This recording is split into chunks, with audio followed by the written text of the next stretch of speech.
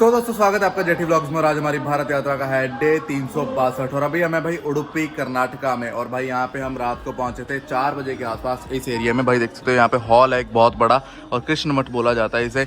और यहाँ पे हम भाई सुबह 4:30 बजे पहुंच के सोए थे और अभी बज चुके हैं तकरीबन 11:30 के आसपास। तो अभी जा रहे हैं उडुपी को एक्सप्लोर करने के लिए।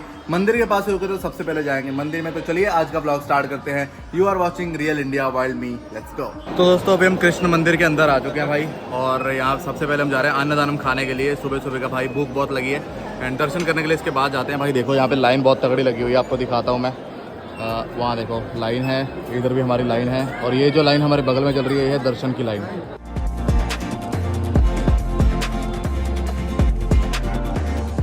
भाई अभी अंदर आ चुके हैं जहाँ पे खाना खाते हैं। और यहाँ पे इतनी ज़्यादा जगह है ना लोगों की, मतलब एक ही बार में कम से कम नहीं तो 500 लोग यहाँ पे बैठ के भाई खाना खा सकते हैं और आधा पौना घंटा लगता है। सोचो दिन में कितने लोगों को यहाँ पे फ्री खाना खाने को मिलता है।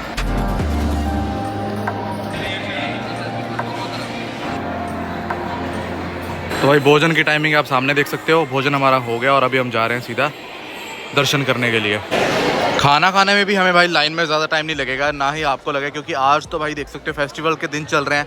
ऊपर से आज वीकेंड भी था तो इस वजह से भाई इतनी भीड़ थी। फिर भी हमें मुश्किल से आधा घंटा लगा खाने की लाइन में। और यहाँ भी भाई हम बढ़ते ही जा रहे हैं, रुक तो रहे नहीं है। और मुझे लग रहा है कि यहाँ भी जल्दी ही हमारे दर्शन भी हो जाएंगे। तो भाई लाइन बहुत लंबी है, तकरीबन आपको यहाँ पे एक डेढ़ घंटा या 2 घंटे लग सकते हैं। इसलिए आपके पास यहाँ पे ऑप्शन है शीघ्र दर्शन की। तो अगर आप भाई VIP टिकट लेना चाहते हो तो ले सकते हैं। आई डोंट नो कितने की होगी बट शीघ्र हो सकते हैं यहाँ से आपके दर्शन।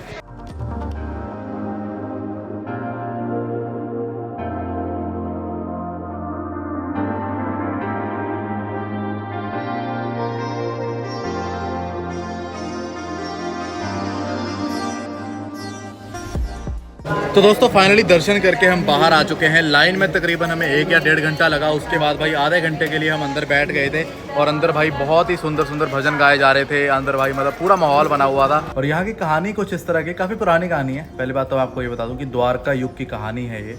जब रुक्मिणी माँ जो थी, जो कृष्ण जी की वाइफ थी, उन्होंने बोला कृष्ण जी को कि मैंने आपकी बचपन की लीलाएं नहीं देखी हैं, आपने बचपन में इतनी लीलाएं करी, मैंने कोई भी नहीं देखी, तो मुझे आपके बचपन की लीलाओं के और आपके बचपन के रूप के दर्शन करने हैं।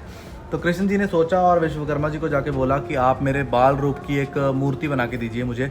और जो विश्वकर्मा जी थे, आपको पता है कि वो जो हैं डिवाइन गुरु थे, जो कि वास्तुकला के गुरु थे। और सारी जो मंदिर थे, जो भी कहते हैं कि विश्वकर्मा जी ने ही पूरी दुनिया को डिज़ाइन करा है, तो आर्किटेक्ट थे कि कह सकते हो, डिवाइन आर्किटेक्ट। तो उन्होंने उस मूर्ति को बनाया और कृष्ण जी को दिया। कृष्ण जी ने आके वो रुक्मिणी जी को दे दिया। रुक्मिणी जो थी वो उनकी बहुत ज़्यादा पूजा करती थी, बाल रूप की बहुत पूजा करती थी। और उस बाल रूप की जो मूर्ति थी उसके ऊपर हमेशा चंदन की लेप लगाते जाते थे। और वो जो चंदन का लेप था वो मोटा होता जाता था और ढका रहता था वो पूरा मूर्ति हमेशा चंदन के लेप से। जब आपको पता है कि द्वारका जो था वो डूब गया था और वो जो दोनों मूर्तियां थी, बलराम जी की भी मूर्ति थी उसके साथ में, वो दोनों मूर्तियां जो थी वो समंदर में डूब गई थी। एक बार एक जहाज़ वाला, समुद्री जहाज़ वाला था, वो गुजरात गया था कुछ सामान लेने के लिए, बिजनेस करने के लिए। ये बात जो है ये 800 साल पहले की है। तो वो कुछ सामान लेने के लिए गया था। उसकी जो बोट थी वो अच्छे से बैलेंस नहीं हो पा रही थी। तो उसने देखा कि तट पे 2 बड़े बड़े चंदन के टुकड़े पड़े हैं, तो उसने उठाए और अपनी बोट में रख लिए, अपनी बोट को बैलेंस करने के लिए। और जैसे ही वो वहाँ से निकला और वो उतरने वाला था यहाँ पे उडुपी में मालपे बीच पर, यहाँ से अभी भी वो बीच है, आप जाके वहाँ पे देख सकते हैं। मालपे बीच पर वो उतरने वाला था, पर उसका जो जहाज़ था वो रास्ते में ही मालपे बीच से थोड़ा ही दूर फंस गया। वहाँ पे बवंडर में, वहाँ पे पूरा ऐसा हवा जो थी, चक्रवात जो था, वो उस जहाज़ को गोल गोल ही घुमाया जा रहा था। जब वो जहाज़ चक्रवात में फंसा हुआ था तो जो एक मध्वाचार्य नाम के व्यक्ति थे, वो जो है बीच पर अपने शिष्यों के साथ बैठे थे। तो उन्होंने देखा कि दूर जो है जहाज़ चक्रवात में फंस गया है। तो उन्होंने वायुदेव से प्रार्थना करी और वायुदेव से कहा कि आप इस चक्रवात को रुकवाइए ताकि जो जहाज़ है वो सेफली आ सके। तो चक्रवात रुका। उस वक्त पे वायुदेव ने जो है मध्वाचार्य जी की बात सुनी और जो जहाज़ था वो तट पे पहुंच गया। और जो जहाज़ का जो कैप्टन था वो मध्वाचार्य जी के पैरों में आकर गिरा। उन्होंने बोला कि आपको जो भी चाहिए आप ले सकते हैं, आपने मेरी जान बचाई है। और जो मध्वाचार्य थे वो उन्होंने काफ़ी मना किया कि मुझे कुछ नहीं चाहिए, मुझे कुछ नहीं चाहिए। जो कैप्टन था वो पीछे पड़ा रहा कि आपको कुछ तो लेना पड़ेगा।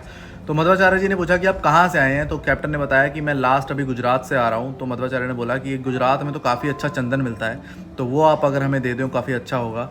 तो जो कैप्टन था उसने सोचा कि यार मैंने 2 बड़े बड़े टुकड़े रखे थे चंदन के, तो वो मुझे तो चाहिए नहीं है, तो मैं इनको दे देता हूँ। उन्होंने जो बड़े बड़े 2 टुकड़े उठाए थे वो उन्होंने बीच पे रख दिए, और जैसे ही मध्वाचार्य जी ने उन 2 टुकड़ों को छुआ, उसमें से भाई जो सारा चंदन था वो टूट के अलग हो गया, और जो 2 अंदर बाल रूप की मूर्तियाँ थी श्री कृष्ण और बलराम जी की, जिनकी रुक्मणी जी पूजा करा करते थे, वो बाहर प्रकट हुई। और मध्वाचार्य जी ने अपने सारे शिष्यों को बोला कि आप इन्हें उठाइए और हम इन्हें उडुपी में जाकर जो है स्थापित करेंगे। सारे शिष्यों ने ट्राई कर लिया, 40-50 शिष्य थे, उनसे किसी से भी नहीं उठी। जैसे ही मध्वाचार्य जी ने हाथ लगाया, दोनों मूर्तियों को उठा के वो चल दिए उडुपी की तरफ। थोड़ी देर बाद 5 मिनट चलते ही जो बलराम जी की मूर्ति थी उनमें से आवाज़ आई कि मुझे यहीं स्थापित कीजिए, यहीं मेरा मंदिर बनाया जाएगा।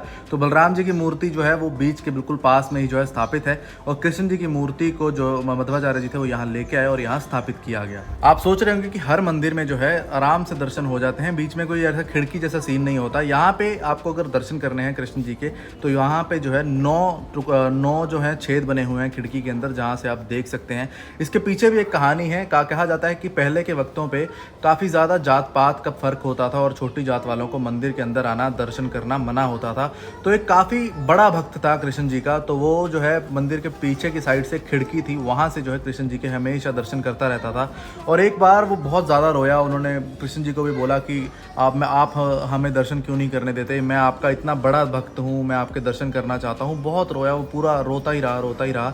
जो कृष्ण जी थे वो पिघल गए, और अपने भक्त की जो भक्ति देखकर उन्होंने, जो उनकी मूर्ति थी, प्रतिमा जो थी उनकी, हमेशा पीठ देखा करता था वो भक्त, पर जो मूर्ति थी वो अपने आप पलट गई, और उस भक्त को दर्शन हुए कृष्ण जी के पहली बार।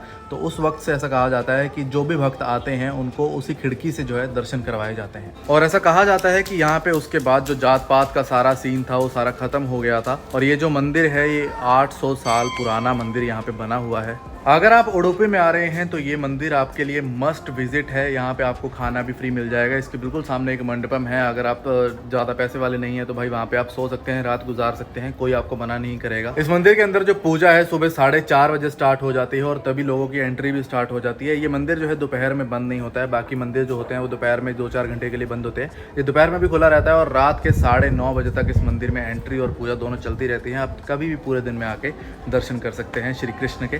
तो चलिए अभी चलते हैं अगली लोकेशन की तरफ। राधे राधे।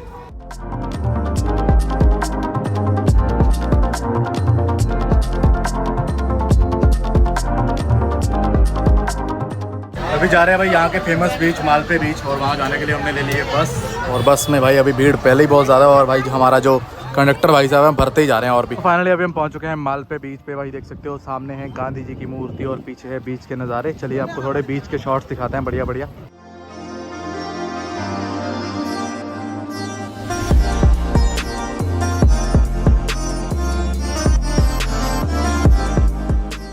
भाई यहाँ तो एक तरीके का मेला लग रखा है।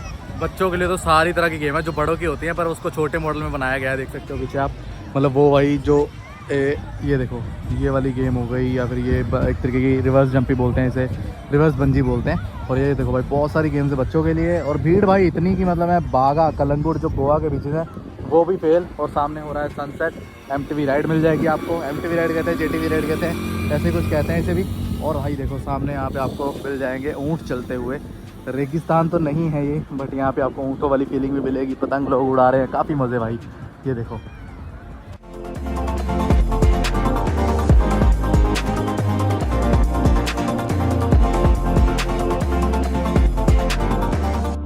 तो दोस्तों अभी हम बीच से वापस आ चुके हैं। तो आज का ये व्लॉग यहीं तक था। अगर आपको ये व्लॉग अच्छा लगा हो जल्दी वीडियो को लाइक करो, सब्सक्राइब करो हमारे चैनल को, और शेयर करो अपने दोस्तों के साथ। मिलते हैं अगले व्लॉग में। Till then bye bye.